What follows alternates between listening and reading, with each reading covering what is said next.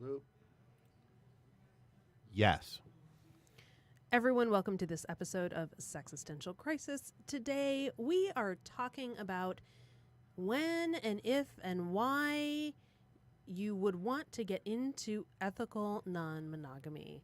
And I have with me Rose from our last episode. Rose, your face is like, if your face could podcast. I have a logistical question. Yeah. So we do have multiple camera angles. I'm just saying, like there is video being recorded. Goodness. I can keep it all on her. No, I think it's great if you pass it around. I'm just saying. Spread I'm just the asking love. the question. I'm Spread the love, Dave. I'm consent. Consent. Yeah. Are you okay with being recorded? Yes. Do you consent? I consent. I consent. Okay. Very good. Trying So to be good. Very good. Very modern. So back on this episode, I have Rose, who you will remember from our last episode, where we discussed the 36 questions that lead to love. Well, Rose, welcome back. Thank you so much. It's lovely to be here. Thank you for being here. And I have a first-time guest, long-time listener, Tony Cunningham. Tony, I'm so happy to have you here. I'm happy to be here. Let me tell you all a little bit about Tony. Tony Cunningham is a digital marketer, owner of Splash of Tonic Media LLC, and a recent Kresge Arts in Detroit Fellow for Screenwriting. That is kind of a big fucking deal. Thank you. Her work centers around the idea that sometimes it is okay to not be okay, and that other can also be perfect. As an adopted, mixed-race woman, finding identity has always been important to her, and having been single for the majority of her adult life, she often wonders what effect that journey has on her love life. If you want to find more out about Tony, you can follow her on Twitter and Instagram at Turtle7313. Tony! Yay! Thank you so much. That was a mouthful. Tony, I'm so glad you're here for this episode because you and I were chatting about ethical non-monogamy and why I've kind of made, how I've gotten there and why I think that's the right relationship model for me. Certainly. And about your own journey. Do you want to share a little bit about, yourself or your path or? Sure. So, as mentioned in a little entry bio, I've been single the majority of my adult life and have been consistently looking for that one. And I think that's a lot of that media plays into, all the pretty in pink 16 candles, and I grew up with that. So I have me one too. of those thought processes. And the older I've gotten, the more I've started to kind of look at these alternative models and logically understand them, but know myself well enough to know at this point I'm not emotionally ready for something like that. So it was an interesting conversation with you when we discussed it, because while I get it, support it, understand it, I don't know that that's something that I would be able to do. Mm-hmm. Rose, what about you? So I've never been in a formal open relationship that was serious. I mean, I think all of us are in open relationships while we're dating, for goodness sake, but not while I've been in a long-term relationship. I have an enormous amount of friends who have or are in open relationships. Hook me up. Hook me up, girl. So and I have many opinions about it. I feel like Rose has an agenda with her presence here. Let's be Yeah, Rose is clearly on the Laura and Dave train. And yes. No, no, that's it. so would you do it or not? I would like to think that I would never say no to anything on principle. I've seen a lot of train wrecks, both monogamy and polyamory. So I'm really not sold on the second bit. And I still have, I'm English. I grew up with Pride and Prejudice, which is so fucked up. And so something in me still wants to do the 36 questions and fall in love straight away and just never look at another person for the rest of my life. But I'm totally open to this discussion and I'm excited about it. Dave, in the past, you have described yourself as a serial monogamist. Absolutely. So you would never do this. False. Oh. Unless it was with you. No, I mean, no, it's Tell me more. it's kind of that same thing. I mean, I think it is. I think as you get more, get older, get more realistic, get more eye-opened about life, you realize it's hard to find everything you want in just one person. My question, though, is, and I want to make sure I understand the topic, what is there a difference between ethical non-monogamy and polyamory? Right. That's a great place to start. And I just want to say I am not an expert. So let me just set that tone for the discussion. I am learning and exploring just as many other people other people are. Just a quick question. Have you been in an open Yes. relationship or a polyamorous one? I have been in ethically non-monogamous relationships that were polyamorous. So here's what that means. Ethical non-monogamy is a giant umbrella term for I date or am involved with other people other than one person or in addition to one person. Could be some of the time, could be all of the time, it could be fleeting. Ethical non-monogamy can be swinging, and that's where you're trading off partners. Okay, so different. Okay, gotcha. So now Dave is like, yes, I have been. So that woman who caught on fire in her hotel room that I went to go watch it. I mean, stories. Okay. Yeah, but that's ethically non-monogamous. You have made an agreement, an open agreement with your partner to not cheat and to say, we have agreed mutually that these are the ground rules. These are the ground rules for our relationship, and they may change. But so, not to interrupt, I don't mean to interrupt, but so does that mean in all of these situations, whether it's polyamory or open relationship or ethical non-monogamy, that there is still a person and then you're going out to other people? So here's the interesting thing. So polyamory, many, amory, love, often denotes that connotes that there are more than one person or persons that you are in a loving relationship with. However, there are people who practice solo poly. So they consider themselves polyamorous. However, they're extremely independent individuals. And so they do want to have relationships, but they don't want, they want to really maintain a fierce sense of independence within those. So they may not. That could look different ways, and I don't want to speak necessarily for those people, but that just sounds like college. We'll have to bring a solo poly person on. But, there's all these different shades. And I think it really just means, if I understand, the way I understand that is they're disclosing. They're saying, hey, Janet, I really like you. I enjoy dating you. I'm also going to be having sex with this other person, letting you know in case you're not okay with that. Right. Or even I don't want to be beholden just to you. Exactly. You don't get to say I'm yours and you get to, ask me where I am on a Saturday night or whatever it is. Like there's a certain degree of independence from those kinds of things. Yeah. And that's part of the attraction of this kind of model. So I think there's many different flavors that it can take. But I believe it's fair to say that at the core, it's making an ethical agreement that I'm not going to cheat on my partner. I'm not going to hide things. I'm not going to sneak around in the dark. We are going to have a mutual agreement on what is happening. And that agreement may change over time, but we're agreeing to something different. So a lot of my friends who are in sort of open kind of relationship situations use the term primary.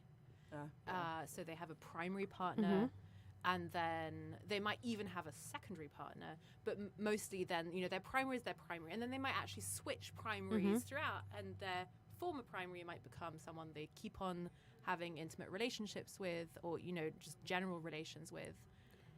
And some people actually, and I've heard that a lot. I've been reading this book. I actually want to mention this because this has really opened my eyes. It's called More Than Two, A Practical Guide to Ethical Polyamory.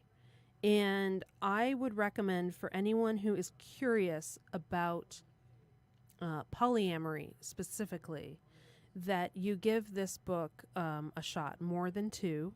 It is, as I have come to understand it, kind of one of the Bibles that people in this community are really looking towards for advice, and also to understand, what is the right way to act with my partners? What is ethical? What is not ethical?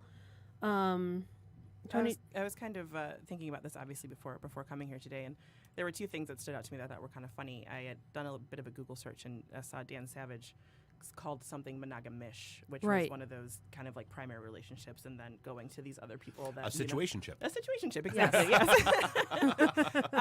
And then I started thinking about it. I was like trying to figure out in my head, how can I make this make sense to me? And I being big into movies and a screenwriter, it's almost like science fiction or fantasy. It's like you have to create the rules to your world, and as long as things exist within your world, everything's fine. But the second you break that rule, everything kind of goes to shit. Everything shifts, and you have to, decide if you're okay with that. So let me tell you why I even got on this path. Because I used to have a roommate when I lived in San Francisco who was polyamorous, and I just shook my head. I was like, girl, you are a fucking mess. Like, I didn't tell her that, but I was pretty judgmental of it.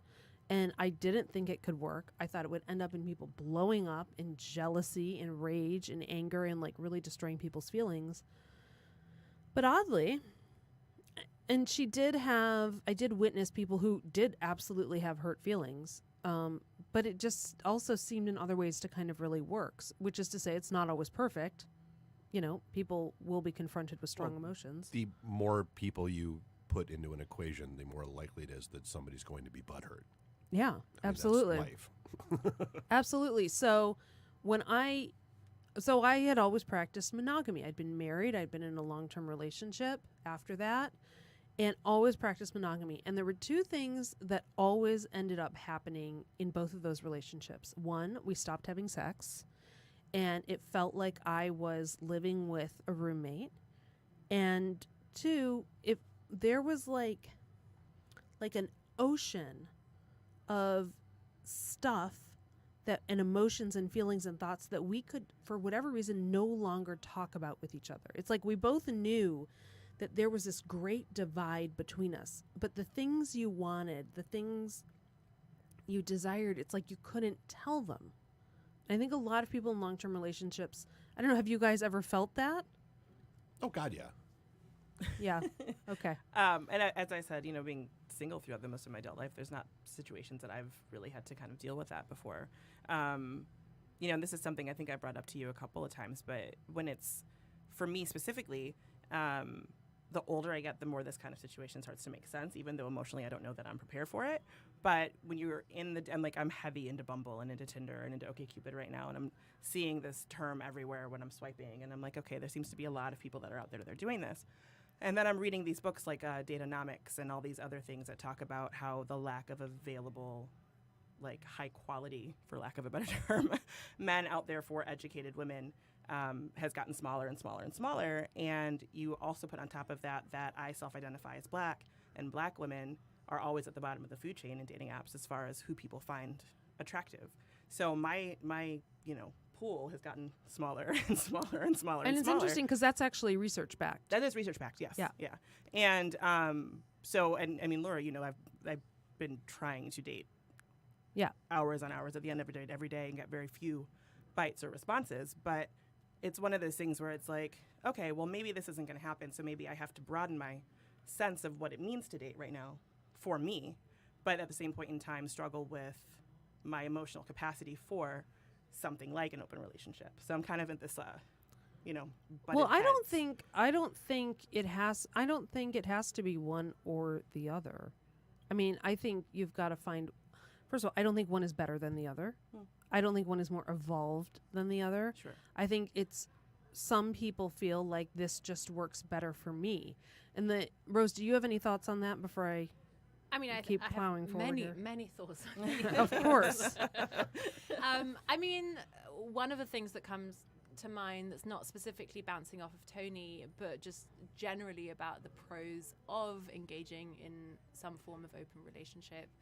I've heard a number of times the argument that it gets rid of the hypocrisy of many couples cheat on their partners. And they don't actually admit to it. And so effectively what we're actually in polyamorous or certainly not on non-monogamous relationships anyway. We're just not talking about it. Unethical non-monogamy. Right, exactly. And this is a way of basically allowing for human nature to be unashamed, to be open, to be emotionally more connected. And I definitely think that's one of the most compelling arguments in my experience I've heard, because I know of so many people who've cheated. So that's one initial thought. There will be more. Oh, excellent. So in this book that I referenced, they have some great introductory questions for you to help. For anyone who's curious about polyamory, now actually I should probably delve more into polyamory before I go to the questions. That polyamory can, again, be many, many, many different flavors, but it usually is the capacity or willingness or desire to love or be in romantic relationship with more than one person. Typically, although there's this solo poly thing, which wild card. And the reason I would never have been attracted to this ever, but as both of you ladies know, I dated a guy last year, and it's his name is Ryan. Started out as casual dating, and effectively a casual encounter, which over time grew. And we kept in touch and we kept talking, and we live in different states. We occasionally travel to see one another. We had this, in many ways, a great intellectual connection. When we saw one another, a great physical connection. The thing about Ryan, which I always really appreciated, is he was always extremely open about what was going on in his dating life. He never, I felt, hid anything from me. In fact, to the point where it's probably too much information. I remember one of those stories. Yeah, too much information. However, I trusted him, and I trusted him because I always knew. Like, I never felt like, oh, what is he doing? And one of the things with Ryan is that he was dating another woman. And I knew of this woman. And before I ever had the chance to engage with her, but just like heard of her, I was like a little bit like turned off by this. I was like, oh, who is she? And I didn't tell him this, but this is what I'm thinking. And when I finally met her, I was like, oh my God, this bitch is amazing. She's total, and I'm not gay, but she's awesome. She's an awesome woman, and I'm really glad that she's in his life, and I would love to get to know her better. And as our relationship progressed, we developed a situation where the three of us were exclusive to each other. So while I was not dating her, we were both dating him. We weren't dating, like seriously dating anyone else. And she and I developed a really sweet little friendship. And what it felt like at the end of the day is it really felt like there was more love. It did. I'm having flashbacks to the HBO series Big Love and the Sister Wives and all that stuff. Ryan's also a Mormon. He was trying. No.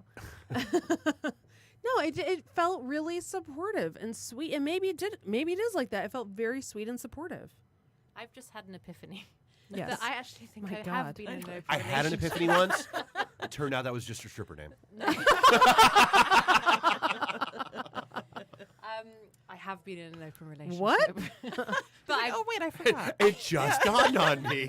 Holy crap. I've just been that number 3 person, and I wouldn't categorize myself as, because for me, I would only see being in an open relationship, polyamorous relationship, as being one of those 2 primaries who decide to open up that sort of primary relationship to the rest of the world.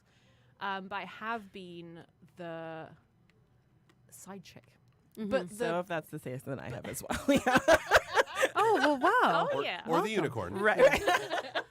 And so this is the it's not a counter argument, but it's kind of like a counter perspective. Did you know that you were? Yes. Okay. Absolutely. And that was part of the draw. And in my case, I was not involved with the other woman. I didn't want to be. And I was intensely broken from a former relationship. And I really loved having basically, honestly, sex and connection with a man I was attracted to. I loved feeling desired, but with no demands beyond that.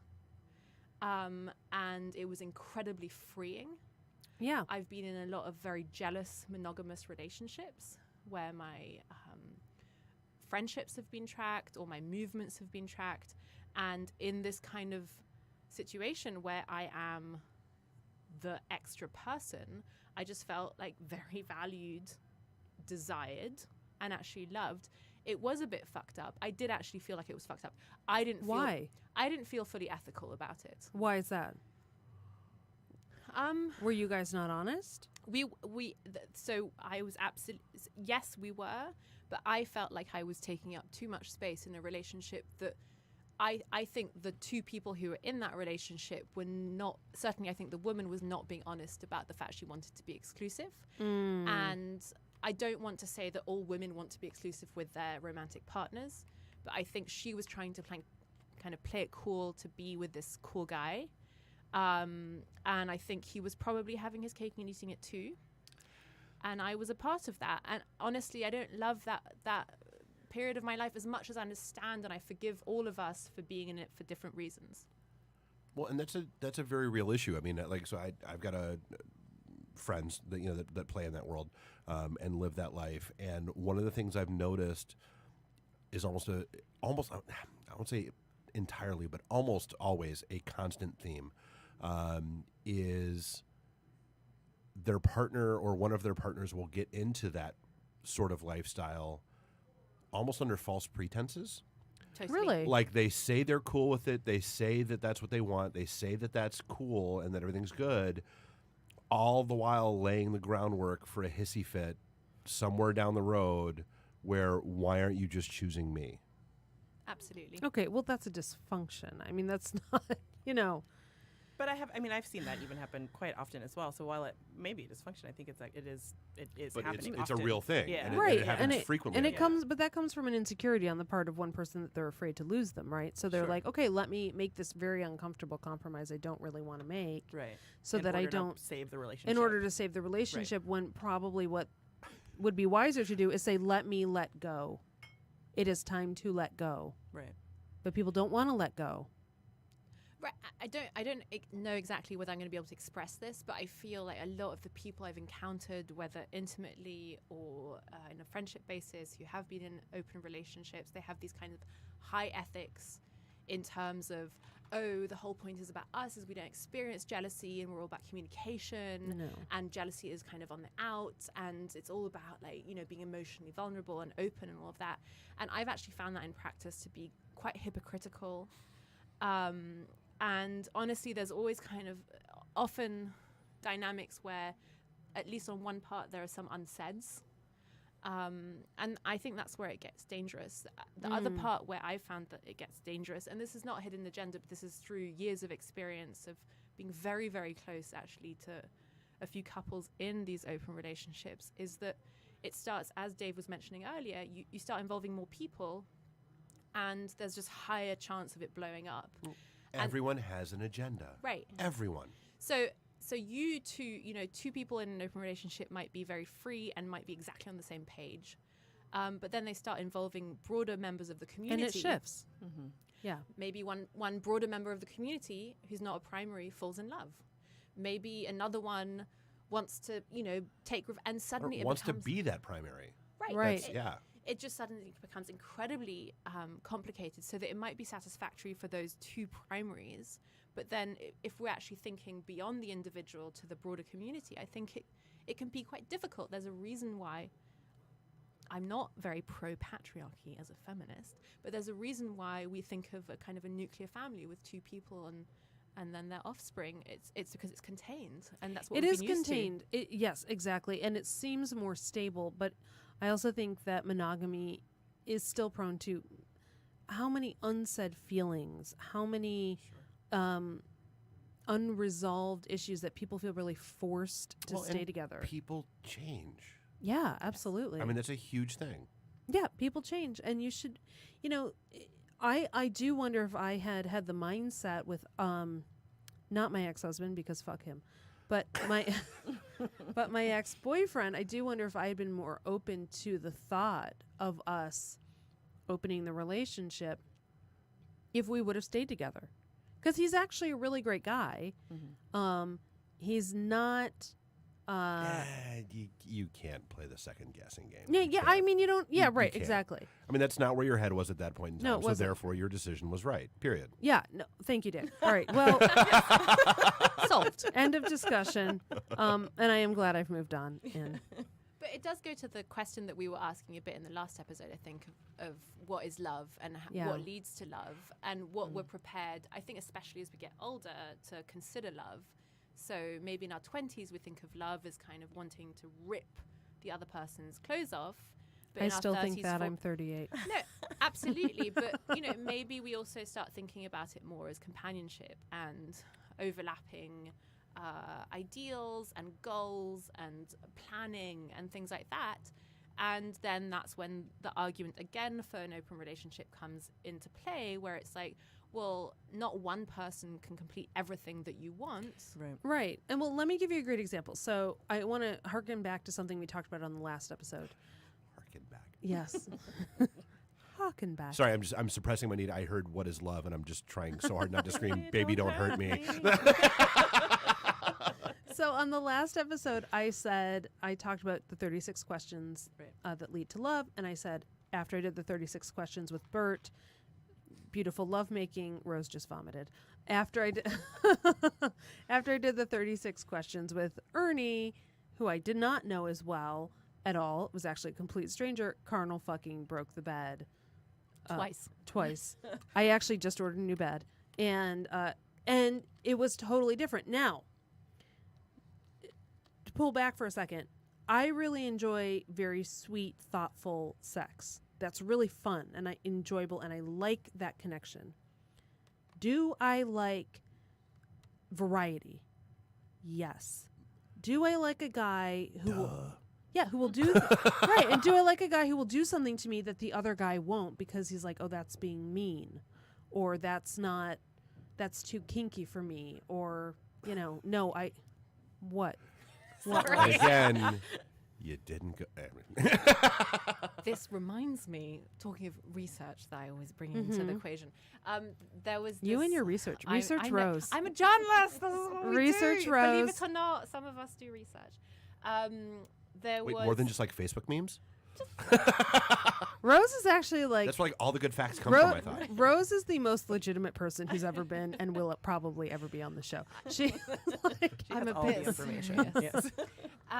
So there's this whole theory that because we have a way more complex orgasm than men as women, we actually originally benefit from multiple lovers. Men don't need multiple lovers to have a good orgasm. We need friction. So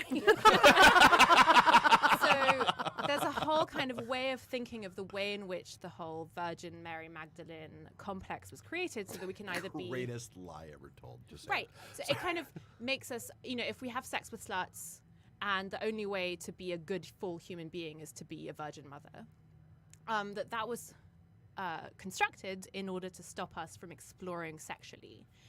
Because we need to explore sexually in order to understand the full dimension of our amazing female orgasm that never gets talked about. And I know that Laura, you and I like.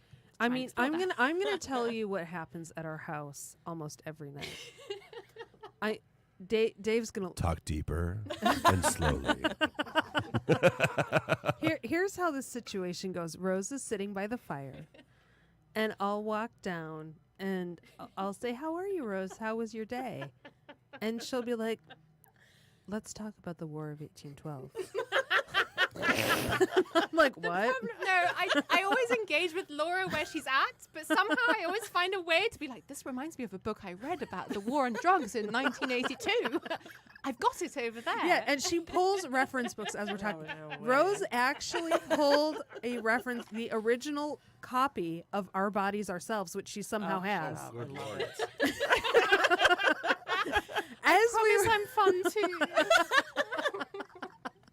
You are fun, but I love our discussions, and we have spoken extensively about female pleasure and the female orgasm, and really, yes, how one, it helps to masturbate, but two, and know your body, but two, it does really help to have different partners, because different people will help expose you to different things that you may not have known about and be like, oh, I really like when my nipples are played with that way. I really like when my hair is pulled like that. Or I really love when I'm softly caressed right on the inner part of my thighs, or whatever it may be for you.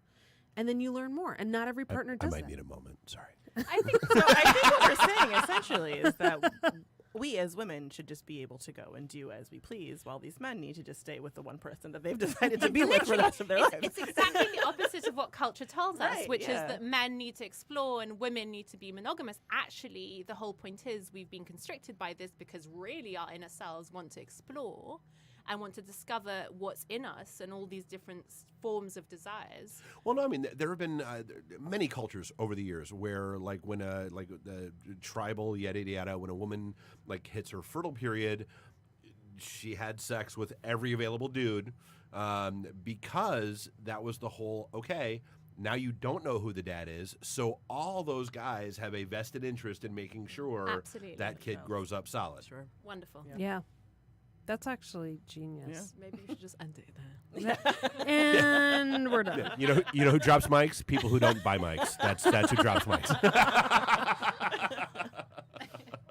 Okay, this is actually a complete aside and a little bit of a break from the topic. That never happens on your show. I know. Well, I think that's what makes it interesting.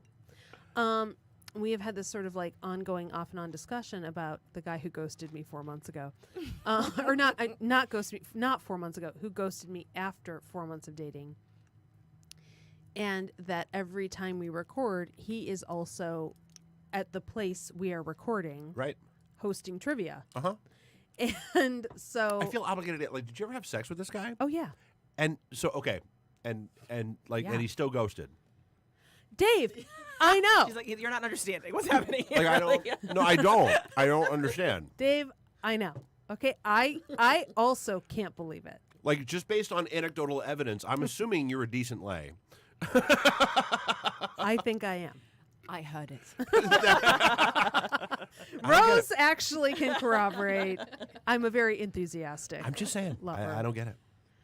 Okay. But so, I don't think it has anything to do with it. I think they're just I don't know what's going on with these people. My point in telling you this is that in our last episode, which we recorded just prior to this, our guest Anne Marie walked out of the studio, saw him on the lower level, and gave him how would you describe that? Like the finger, The two fingers. the two fingers eyes from to my eyes. eyes to yours.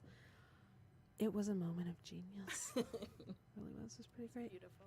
Yeah. Okay. Sorry, just had to keep that story going on. I have a question for Tony. Yes, Tony. Sure. What's who up? I think you wanted to talk about this kind of theme. And I'm wondering over the last few minutes whether any new questions or new conclusions have come to mind. You know, it's I was understanding of the idea prior to coming, and still intellectually open to the idea. I guess the question for me is how can you decide, or how do you know if you're ready to try something like this? Because I feel like I'm one of those people that, as I said, intellectually, yes. I feel like in practice, I might be that bomb that we were talking about Okay, earlier. so I think here are what I think are the keys to successful, ethical non-monogamy. Whatever permutation of this you're going to pursue. The first, and this is also a reason that I am also interested in this lifestyle. First of all, ability to very clearly and openly communicate. Mm-hmm. You cannot get into this with things unsaid, with suppositions you're not sharing. But then with how hope- do you also know that the person that's going to participate, well, and I guess you don't know, but that the person you're participating in this with is being truthful in their feelings and communications as well? Well, you don't. However, I always say, or how congruent are their thoughts and actions? Sure. If the words and the actions align, they're very congruent. But often you find in dating that someone's words and actions are mismatched. And I'll give the example of Bert, who we discussed in the last episode. No, I want to stare into your eyes. for 4 minutes. For those of you who listened to the last episode. You got to go back. Hit pause, go back. Bert said he wanted to be in an open relationship. Right. Okay, so what that means is that you have to communicate what the fuck you're doing. I'm sorry. I had to capture the rampant head shaking that Rose is going. Rose is really. She's like, no. Not impressed. Yeah. You have to communicate. Skeptical Rose was skeptical. Bert wanted the complete opposite Right. of open relationship. Correct. He didn't want to be emotionally invested, full stop, whether it was with you or any other person. No, it sounds like Bert wanted to have a harem. Right. But, well, except that would even imply that the other members of the harem would know about one No, another. he just didn't want to have any responsibility. He wanted no responsibility, no accountability, and he didn't want to tell anyone what he was doing.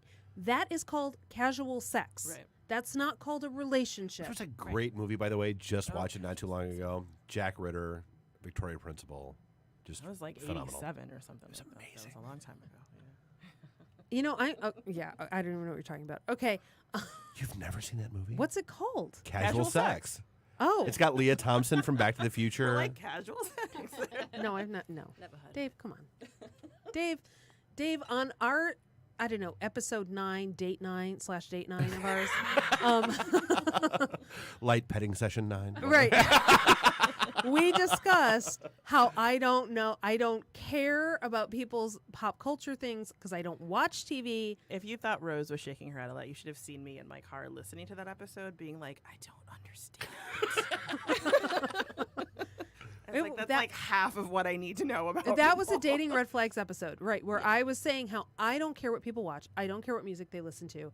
I don't care what movies they go to because I don't do any of that. Yeah. Sorry, Dave. But that's the window into their soul. I know. This is, Dave, I'm going to be honest, this is our deal breaker. This is... I mean, I've got a list. Don't get me This is wrong. what would There's a tear list us of apart. required viewing before anything serious happens.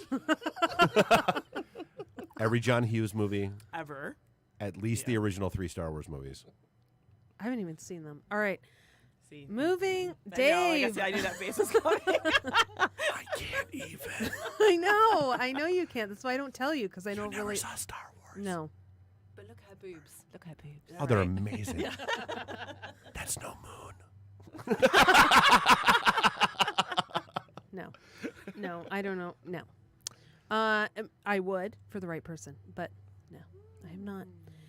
It's like 8 hours of your life, so it really has to be the right person. It really does have for me to take a day and do that. Yes, it does. The prequels don't matter. We're just the What original. on earth were we talking about? Bert and Where Things Went Oh, Sideways. that's right. Yeah. So he said, "This is my point." You said, "How can Random synaptic misfires, but always bring it you brought it back, Dave. Thank you." Bert said one thing Sure. and acted in a completely different way. And so I think that's how you tell. You have to be patient. Yeah. You have to allow yourself the time to figure someone out and to say, are they being congruent or not? Right. And at the end of the day, if you want to be in an open relationship and you don't want to tell me that you're having sex with other people, That's not being in an open that's relationship. not being in an open That's relationship. That's wanting to be a douche. Right. That's being a Right. dick and wanting to have sex with lots of people. And weak. But Said pointedly into the You know, I think he's listening. I feel like we should. I know we can't play music right now, No, we totally can. I mean, but if I have really it. feel like this is a "You're So Vain" moment. I bet you think this episode's about you. Yeah. Kind of I is, think though. we just found the title. Yeah, I love it. And so I think that's how you tell. Is like I think if you want to try it, you read a book Sure. and understand. And I think let me pull the name of this book again because I do actually think it's really great. More Than Two: A Practical Guide to Ethical Polyamory. I still think it's a great book. Generally speaking. Just for, generally right, the lifestyle. on that lifestyle, to understand agreements, to understand how to talk, and actually to understand how to be self-aware and how to work on yourself, to deal with jealousy, which is inevitable. You're right. It is inevitable. Although straight people get jealous, or not straight, monogamous people get jealous too of their partners. This is the question that I feel doesn't. Is it all right if I interrupt? Yeah. She's so proper. She really is. She really is. I mean, Tony also asked me. I mean, when she heard me tearing the house apart on Saturday night, You know what she told me the next day? She's like, I thought it was time to pop on a Netflix. I love it. It's true. Galeria Velvet. That's what I watched. A Spanish series. Oh my God. It was very good. But didn't quite muffle the sound. She had time to watch an entire series. I'm impressed. I feel like got a lot to live up to now. It was not more. He wasn't there for more than an hour. No, he was there for 2 hours. No, he wasn't. He was. You guys arrived at midnight. I think you And left. You left. we left just at past 1:30. 2. No. No, really? Yes, we left because I got home and was in bed at 2. When the bread, when the bed broke. When we broke bread, and then the bed broke.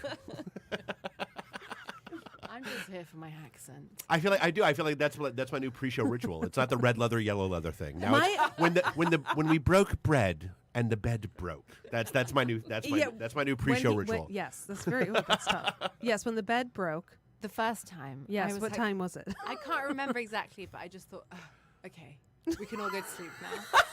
And then lo and behold. Surely this is a stopping point. No, it's not. Lo and behold. And don't call me Shirley. They put the bed back together.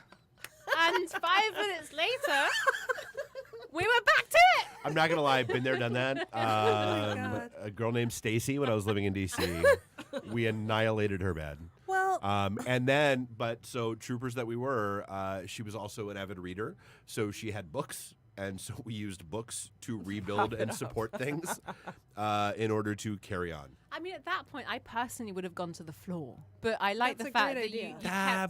kept to the bed. Civilization. thank you, Exactly. Dave, for defending me. Okay, so back to my point But that I no, wanted to but make about... Yes, what? I just You very watched an quickly- entire series. No, that wasn't before that. I want to make a point that doesn't get made much, which is actually about love again, which is beyond jealousy. What happens when people fall in love? And people do fall in love. Mm-hmm. And when people fall in love, it's a very natural feeling to not want anyone else to touch that person. Sure. And that's the kind of... I think it's a natural Dude, feeling. I'm a total Finding Nemo seagull. I am. Mine? I totally am. And that's... I've never seen it. And that I know, Dave. I haven't seen any of these. I had to change the entire way I communicate with Laura after realizing that. Sorry, Rose God. Sorry. Yeah, It's sorry. a good thing you're smart and hot. Yeah, I have no idea. None. Sorry, Rose. No, that's when Continue. it gets fucked up. Is the, whoever it's with, you suddenly fall in love. You can't manufacture that. You can't foresee it. Well, and you can't suppress it. No, and suddenly you're just like, I don't want anyone else to touch But that. that wasn't at my. all. But that. Wait a minute, though. That wasn't my experience. I'm not. I mean, I'm not like I'm. The No, but I broader, do agree with the few times that I have fallen in love, I've been extremely jealous. Even if I've fallen in love with a person that I'm not actually with, a friend that I've been friends with forever and ever, I see them dating other people, and I still get jealous. So that's why I feel like for me, the jealousy aspect of things. But that's because there's things left unsaid. I do feel like you're not saying everything. I don't know. I've don't witnessed know. people in open relationships fall in love with other people. Yes. And then that be a danger to the relation, and just like Yeah. it's because it's free, you don't know what's going on. The rules are all suddenly way more murky, and it's Yeah. very difficult to be honest and open. Well, because it's a universal truth of life that like one person is always deeper in the relationship than the other. Like I Yes. don't care whether it's monogamous, non-monogamous, Right. whatever else. One person's always deeper, and it's like I go back to a good friend of mine who, he's a very poly-oriented guy. When he started bringing this one girl around, I was like, dude, like I just the meter's going off. You're gonna wake up one morning and you're gonna have a drawer full of her shit in your house, and you won't even know it. And he's like, no, she's not like that. Trust me. 3 weeks later, he's like, dude, I gotta talk. I'm like, drawer full of shit in your house? He's like, shut up, I need help. And I'm like, no, okay, so like here's what like this Is this someone I know? maybe. Does he have blue hair? Does he have? No, not currently. No, but I mean, like that's a thing, and that's a struggle that happens in that dynamic. Is like I said, you may have a primary, or a non-primary who wants to be the primary, or Yeah. you may have someone who's in a poly situation that doesn't really want to be poly, Totally, and is trying to be that, become to appease that someone wall. else. Yeah. And so obviously communication, extremely important. And I think that's the work of all of us. And yes, things can change and they can get uncomfortable, but that's why you're not in a monogamous relationship, right? You're in a polyamorous relationship because you are craving something different than being with this person forever. Sure. You are open to the possibility of new partners, new feelings. That's kind of at the core. And yeah, does that get messy? Of course it gets messy. right. And I think things are fluid, and I think we forget about these kinds of things, especially in Western society. That things change, relationships change, desires change, and that's fine. Yeah. And a lot of times we don't talk about it. So what happens in a typical monogamous relationship, as in all of mine, and maybe some of yours, is one partner decides or says, you know what, this isn't really working for me. And they don't either know how to tell the other partner because they know how much it would hurt them, or they start changing their behavior and acting differently, or stop having sex with them, or start spending more time with their friends. All things. That's a future episode if you haven't done it already. On what? We should we should have the whole let's use sex as a weapon. What does that even mean? I don't know what that means. Oh, I will save it for after the show conversation, because that's an entire penis that's an sword is entire a thing. it's because I assure you it's never the penis, never ever. Are you talking about women withholding? Yeah. Yeah. That's a great episode. We should talk about that. Absolutely. It's really terrible, and I have been absolutely 100% guilty of doing that. Men withhold too. Yes. Ron White, I love him as a comic. He summed it up best. He's like, she said she wasn't going to have sex with him anymore. Okay, you can. I'm going to go out and fuck somebody else. I've seen me do it. Yeah. I mean, my ex-boyfriend withheld for me. He had zero interest. Really? Yeah. But was that withholding, or was that like him trying to find an exit route? Don't know. I've had men withhold too.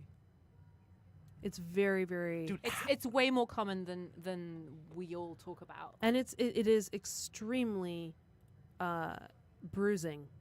I think for all To of us who have been whichever through party, it, right. yeah, it's extremely bruising and hurtful to not be wanted sexually. And it's fine in whatever relationship it's in. It's fine. It's just if it's permanent, it's very difficult. Yeah, it's very difficult. Well. On that note. I'm sorry. I feel like I brought that down a notch. That was not my name. Shots, everyone. Shot. Extremely low note. Yes. Okay, so we have a few minutes left. Do you guys have any final words on ethical non-monogamy? Your thoughts on it? I think it's after talking to you guys a little bit, it's one of those things where I feel like I could see myself doing something more. I don't think I could have a single person and then alternates. You can't stack a bench. You know what I mean? I don't think that would work for me. I can. Now in the on deck circle, Manny, Mota. Come to mama. But I think, having experiences with multiple people without having that makes more sense. Without having a primary? Yeah, because I feel like the jealousy that comes with having a primary would be what would blow everything up for me personally. You could try it. And Sure. and I think the difference would be tell all of them what you're doing. Right. Yeah. Instead of hiding it from everyone and making it seem like you're dating them exclusively, tell them, hey, I'm having sex with, or I am dating other people. I'm really enjoying it. And that may be a form of solo poly, actually. Interesting. I feel like, So hasn't this been a recurring theme? Just do whatever the hell you're going to do. Yeah. Just be honest. Just Be honest. how honest. hard is that? Yeah. be honest. And it's so much better to be honest, because then you immediately separate the people who can handle it from the people who can't. cannot handle it. And it's less shit to remember. Yeah. And I think there's also something to be said about being in the moment. I know that in the last few years we've been slightly oversaturated with mindfulness, but it seems like maybe polyamory or open relationships is all about living the present, just enjoying stuff for what it is without being attached to what it's going to be necessarily, or being obsessed with that future bit. Yeah. which I think can sometimes be a bit of a mindfuck when it comes to love. Yeah. I do have a quick, this is kind of an add-on to what we were talking about, because we're talking ethical non-monogamy when it comes to just sex. Have we given any consideration to ethical non-monogamy when it comes to emotional non-monogamy? Oh, that's a whole that's other our- hour. that's- Whole other. It's a whole other. It's almost more dangerous, potentially. I think it is Yeah. potentially more dangerous, and I think that often that's done and not disclosed, Yeah. and I think that's really unethical, actually. Call it out. Yeah. Yeah, well, I was going to say that's something that I've seen a lot of and been in a lot of in my life. Yeah. Not Right, so it's much not the right. other side of thing, Yeah. but It's the not- emotional side, yeah. And Right. it's just, in my opinion, just as devastating and It hurtful. absolutely, Yeah. absolutely. I think it's not right. Like something needs to change, and Yeah. that's okay. Dave, anything else for date 12? I mean, episode 12. It's season 2. I mean, season 2, foreplay 12. Yeah. No, just I think we just said it. I mean, it's okay to know what you want, and it's okay to go after what you want. Just be honest with all involved parties. It's Yeah. not that complicated. It's really not. If you're not a freaking child Yeah, and you're not dealing with freaking children, right. everyone will get it. And if they don't, then that's not who you want to be involved with. Exactly. And the one final thing I want to say is you cannot control other people. Nope. We Right. always think, oh, if I'm nicer, or if I don't say it, or if I withhold, they'll like me, or I won't hurt their feelings, or it'll be fine. The fact is, you don't know what the reaction is going to be. That reaction has much more to do with them Yep. than it has anything to do with you. As long as you are not a complete dick when you talk to people, and say things with kindness and love in your heart, how they receive it is them. That's not you. So I'd say don't try to control other people. Don't try to control their reaction. Be honest and true to yourself. I also think that attracts more people who are honest and true to be around you, because it's very fun and refreshing to be around people who aren't liars. Fact. Yeah. Yes. So on that note, guys, if you have any questions for us, you can find us on Facebook at Sexistential Crisis, or on Instagram at Sexistential Crisis Live. Head on over to your favorite podcasting app where you are listening to us, and give this show 5 stars. Whoa. There we go. Thank you, ladies and Dave. Thank you so much. Thank you. I don't feel like an afterthought at all.